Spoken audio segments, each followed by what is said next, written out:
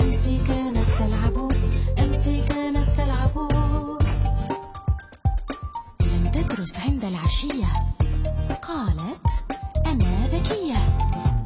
ها هي الأسئلة صعبة غريبة، نظرت إليها لمية، المسألة عصيبة.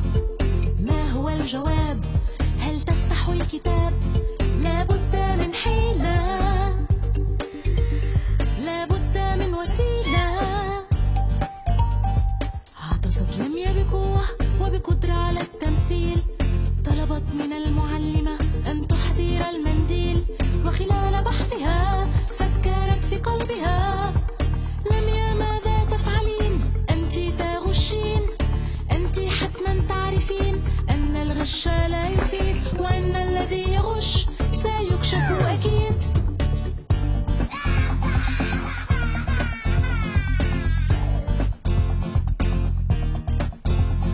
احمر وجه لمية، أحست بالخجل، لملمت أوراقها، نهضت